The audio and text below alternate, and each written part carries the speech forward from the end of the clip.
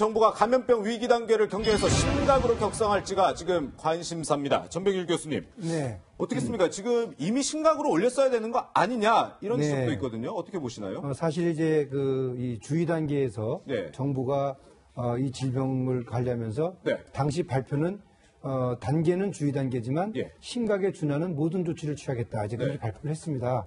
그리고 사실 심각 단계라는 것은 기준에 따르면은 이런 신종 감염병이 전국적으로 발생하는 양상. 네. 그때 이제 심각 단계를 발동을 하는 건데 네네. 사실 지금 우리의 이 감염병 발병 양상은 우리나라만의 문제가 아니라 바로 이웃하고 있는 중국에서의 발병 양상이 이제는 상당한 영향을 줍니다. 왜냐하면 하루에도 후베이성 차단하기 전까지는 15,000명이 들어왔고 지금도 2,000~3,000명이 들어와요. 예. 그거는 같은 그런 이 노출이 돼 있다는 상황이죠. 그런 면에서 사실상 지금 정부는 심각 단계 발령을 통해서 예. 범정부적인 그런 협조 체계, 복지부는 복지부대로, 네네. 기재부, 국토부, 외교부, 또 경찰청, 행안부 이런 모든 유관 부서들이 여기에 맞는 조치가 이루어져야 되고요. 네. 특별히 또 교육부도 네. 학생들의 이런 건강권 보호를 위해서 휴교 휴업 등 이런 것들도 같이 좀 염두를 둬야 됩니다. 예. 그리고 앞서 말씀드린 것처럼 이런 다중 이용 시설들, 또 이런 종교 시설들 그런 부분들에 대한 통제가 필요할 때는 이 경찰청에 이 공권력이 가서 어떤 경비를 틈으로써 예. 그런 이 질병의 어떤 확산 단계를 이제 끊는 그런 노력이 필요한 상황이죠. 네. 네, 상황이 이렇게 급박하게 돌아가다 보니까 이 낙관론을 펼쳤던 여당 그리고 이 신종 코로나19 종식을 발언했던 이 문재인 대통령의 발언이 너무 성급했다는 지적도 나오고 있는데 함께 들어보시겠습니다.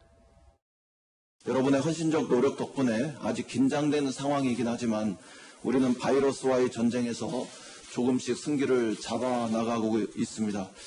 어제부터는 완치 환자도 생기고 격리에서 해제되는 분들도 생겨나기 시작했습니다. 많은 국민들께서 여러분에게 격려와 또 감사의 박수를 보내고 있다는 사실을 기억해 주십시오. 국내에서의 방역 관리는 어느 정도 안정적인 단계로 들어선 것 같습니다. 방역 당국이 끝까지 긴장을 놓지 않고 최선을 다하고 있기 때문에 코로나19는 머지않아 종식될 것입니다. 이제는 정부와 경제계가 합심하여 코로나19의 피해를 최소화하고 경제 회복의 흐름을 되살리는 노력을 기울일 때입니다. 변호사님, 공교롭게도 이후에 확진자가 막 수십 명씩 무더기로 발생을 했거든요. 오히려 역풍을 맞은 것 같습니다. 그러니까 대통령이 저 말씀을 하셨던 게 13일이거든요. 네. 그때까지만 해도 이제 23번 정도에서 확진자 수가 멈춰 있었을 때인데 네. 그 이후로 확 증가를 했단 말이에요. 네네. 저 말씀하실 때까지만 하더라도 대통령 저 말씀 듣고 국민들이 우리는 이제 안전하구나 그러면서 마스크 벗고 다니는 사람들 눈에 띄었는데 네네. 지금 다시 울고 싶은 심정이거든요. 예. 정부에서 뭐 일부러 그러진 않았겠죠. 이제 승기를 잡았다고 분명히 생각했을 거예요. 그런데 예. 우리가 말꼬리 잡고 늘어지겠다는 건 아니고 예. 지역사회 감염이라든지 이 코로나19의 대유행 가능성과 관련해서는 일부 전문가들이 계속적으로 경고를 해왔던 얘기란 말이에요. 네. 그런데 정부에서 사태를 너무 안이하게 바라보고 지나친 방역도 불사하겠다 그렇게 얘기를 놓고는 결국 이렇게 방역 자체는 부족한 정도에 머물고 저런 이제 방역 수준에 대해 세계적이다 완전히 대처했다고 하면서 정치적인 총선용 발언을 한 게 아닌가 싶습니다. 네. 네.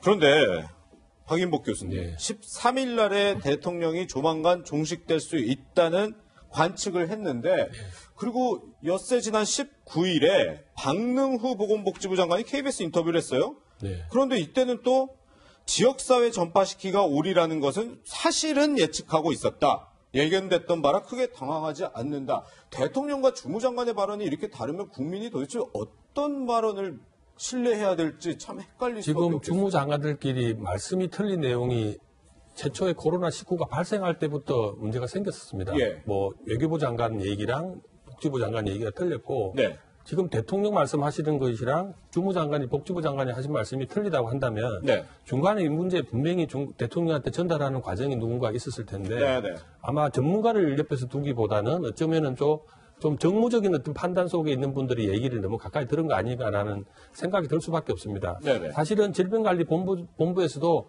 확산은 줄고 있지만 우려를 먼저 표현했었거든요. 질병관리본부조차도 이것을 뭐 아직 정지된 단계는 아니고 우리는 더 있다라고 늘 얘기하고 여기 전문가 교수님도 계시지만 전문가도 항상 아직 그 단계는 아니다. 너무 성급하게 한다는 지적들을 계속 해왔는데도 불구하고 이렇게 당 대표부터 해서 뭐 대통령부터 해서 심지어는 뭐 어디 총리까지도 뭐 마스크 다 벗고 현장 체험했지 않습니까? 네. 그런 걸 보면서 사람들이 이제 안심 단계구나 생각하실 것이고 특히 공무원 조직의 특성상 대통령이나 최고 5층에서 저런 말씀을 하게 되면 더 긴장된 얘기를 할 수가 없습니다. 체질상.